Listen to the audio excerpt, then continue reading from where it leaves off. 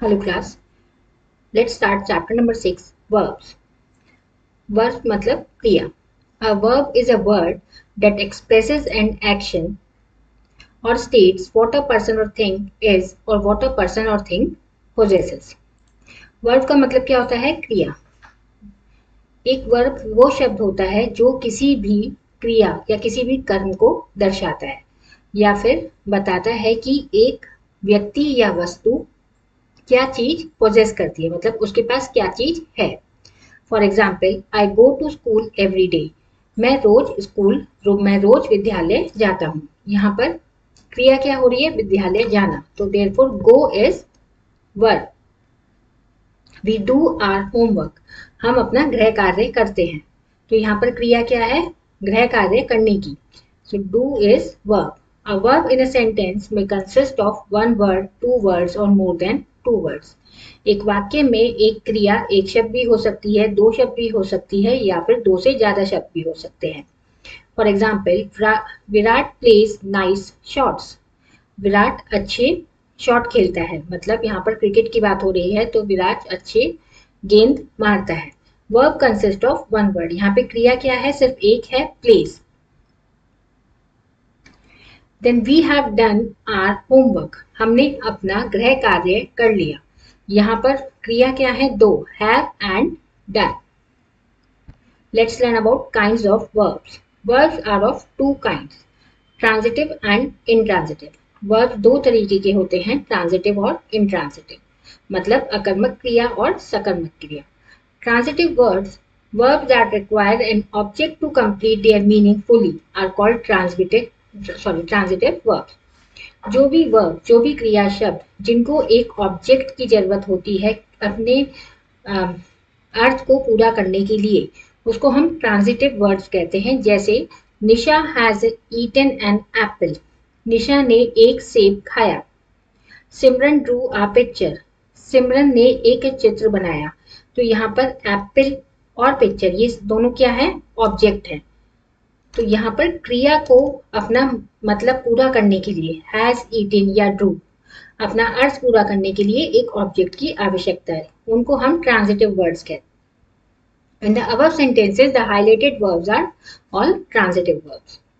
Second type of verb is intransitive verbs. Verbs that do not require an object to convey their meaning are called intransitive verbs. वो क्रिया शब्द जिसमें किसी भी object की जरूरत नहीं होती अर्थ को पूरा करने के लिए, उनको हम इंट्रांजिटिव वर्ब्स कहते हैं.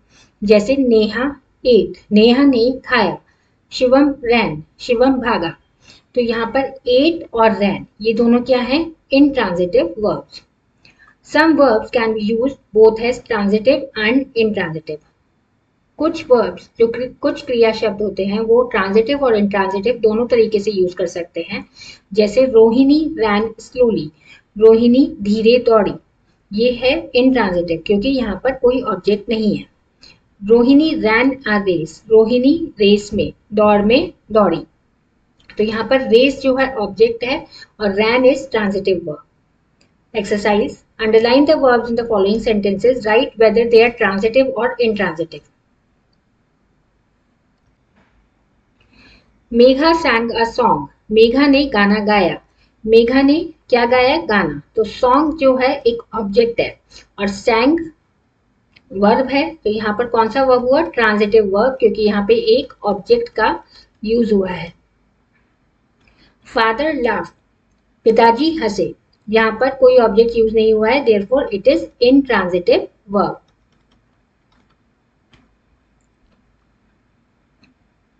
Next is direct and indirect objects. Direct object और इनडायरेक्ट ऑब्जेक्ट के बारे में हम पढ़ेंगे अब. In a sentence that direct object of a verb receive the action of the verb. एक वाक्य में जो किसी भी क्रिया के साथ कोई भी ऑब्जेक्ट को जब डायरेक्टली रिलेट किया जा रहा हो, उसको हम कहते हैं कि उस क्रिया का वो एक्शन है. जैसे हम इसको एग्जाम्पल से समझते हैं. आस्क हु और whom what after the verb in order to identify the direct object in a sentence. मतलब किसी भी वाक्य में जब हमें दो प्रश्नों का उत्तर मिल जाए, who या फिर whom, या फिर व्हाट। इन तीनों प्रश्नों का हमें उत्तर मिल जाए, मतलब किसके लिए और क्या चीज के लिए, तो तब हमें उस सेंटेंस का डायरेक्ट ऑब्जेक्ट पता चल जाएगा। जैसे Nupur sang a song, Nupur ने क्या गाया, गाना गाया। तो यहाँ पर हमें व्हाट का आंसर मिल गया, क्या गाया, गाना गाया। तो सॉन्ग जो है क्या है, direct object. I met my friend in the park, मैं अपने दोस्त से पार्क में मिली। तो मेट हुम, आप किससे मिले, फ्रेंड से। सो माई फ्रेंड यहाँ पे डायरेक्ट ऑब्जेक्ट है। इनडायरेक्ट ऑब्जेक्ट में क्या होता है, an indirect object answer the question of to whom, और फॉर व्हाट। इनडायरेक्ट ऑब्जेक्ट में 3 प्रश्नों का आंसर दिया जाता है। किसको दिया गया, किसके लिए दिया गया, या फिर किस चीज के लिए किया गया। जैसे father gifted me a video game, तो यहाँ पर टू हुम किसको दिया गया, मी। तो यहाँ पर मी जो है इनडायरेक्ट ऑब्जेक्ट है।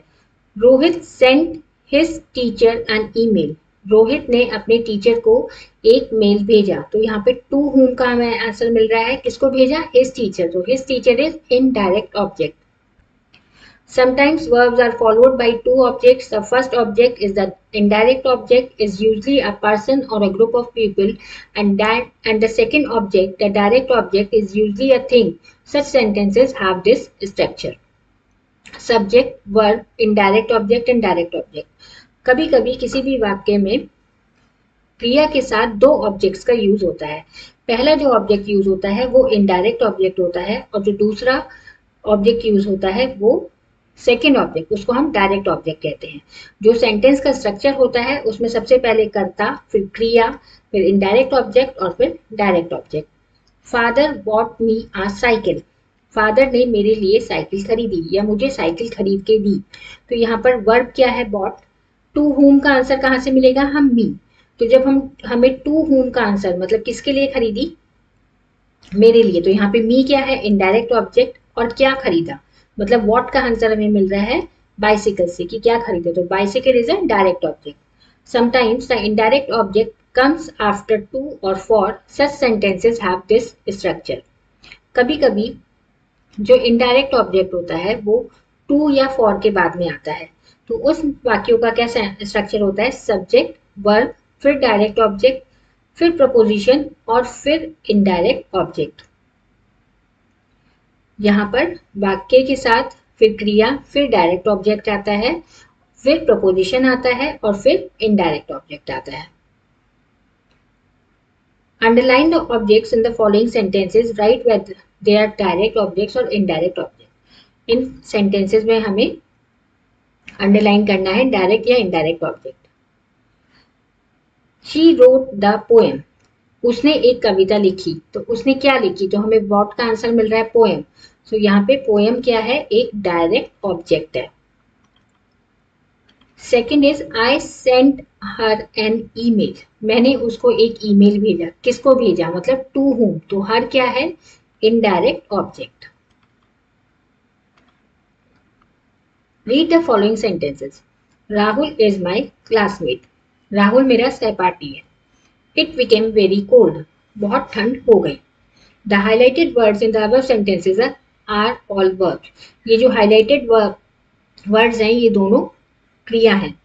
But these verbs do not describe an action, these verbs show a condition or state.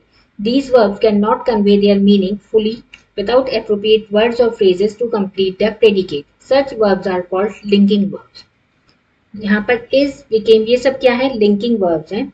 ये verbs जिनको अपना अर्थ पूरा करने के लिए प्रेडिकेट की मतलब वाक्य में कुछ और शब्दों की जरूरत पड़ती है, उनको हम लिंकिंग वर्ब्स कहते हैं। ये जो लिंकिंग वर्ब्स होते हैं ये सब्जेक्ट और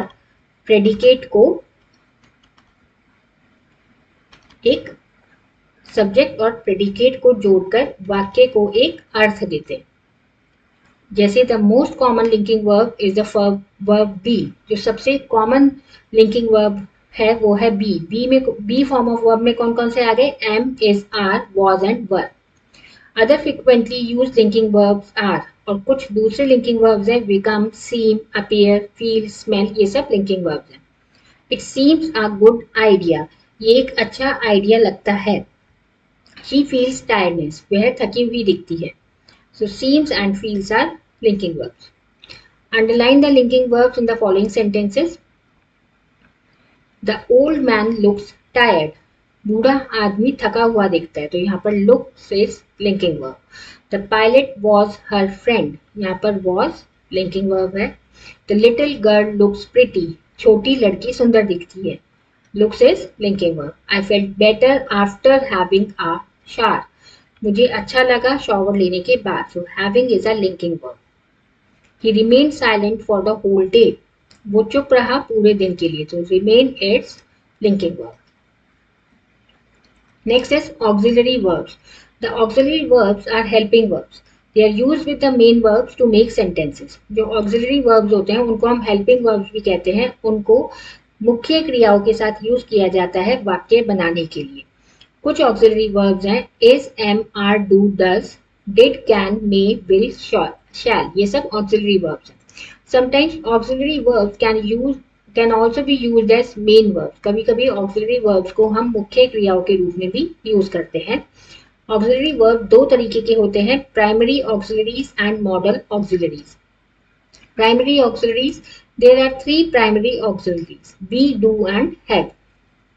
तीन तरीके की होती है प्राइमरी ऑक्सिलरीज भी। बी वर्ब में हमारे आ गए is, am, are, was, were, been, being. Do में डज एंड डिड, और हैव में हैज, हैड एंड हैविंग। जो प्राइमरी ऑक्सिलरीज होती है उनका यूज हम कैसे करते हैं? टू फॉर्म टेंसेस, जब हमें वाक्य बनाने हो जिसमें वाक्य का हमें काल बताना हो, जैसे Nisha has done her homework, Nisha ने अपना गृह कार्य कर लिया।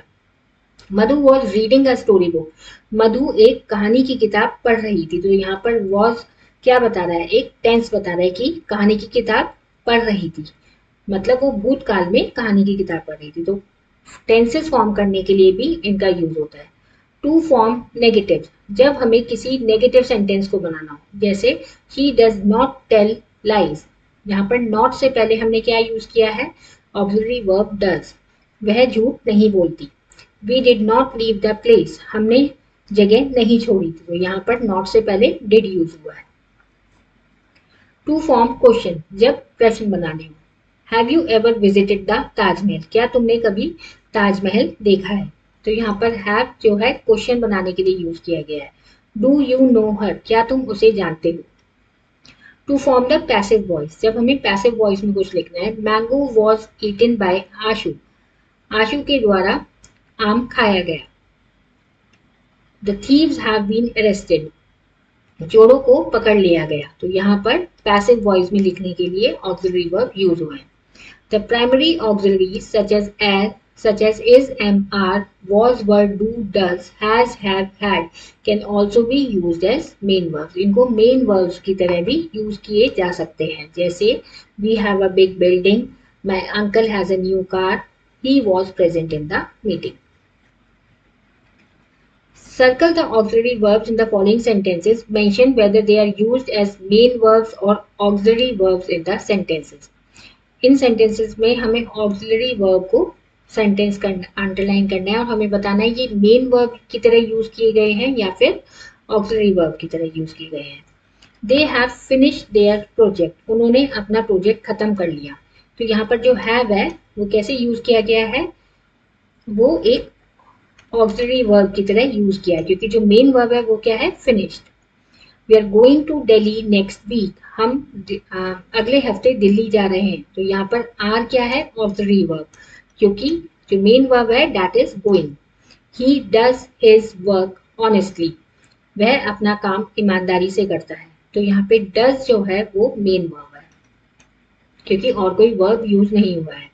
डज शी नो बंगाली, क्या उसे बंगाली आती है? यहाँ पर डज जो है वो किसकी तरह यूज हुआ है? ऑक्सिलरी वर्ब की तरह, क्योंकि जो मेन वर्ब है वो है नो।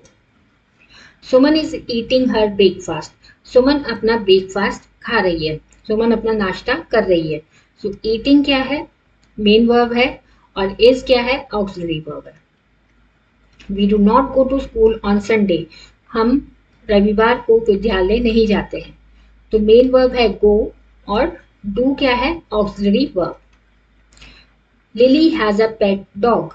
लिली के पास एक पालतू कुत्ता है। यहाँ पर एक ही वर्ब है हैज, तो ये मेन वर्ब की तरह यूज हुआ है। Children are playing tennis. बच्चे टेनिस खेल रहे हैं। तो मेन वर्ब क्या है? प्लेइंग। और आर क्या है? Auxiliary verb. Mother is cooking dinner. Mother खाना बना रही है। इज ऑक्सिलरी वर्ब है और cooking is main verb.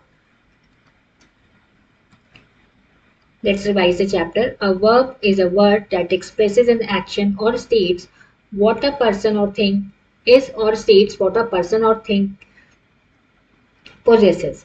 A verb in a sentence may consist of one word, two words, or more than two words. Verbs that require an object to complete their meaning are called transitive verbs. Verbs that do not require an object to convey their meaning are called intransitive verbs.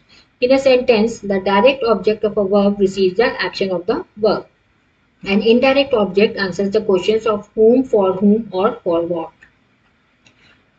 Activity corner. Identify the verbs in the following sentences and determine whether they are transitive or intransitive. He built a sand castle. उसने एक रेत का महल बनाया। तो क्या बनाया? रेत का महल। तो built क्या है?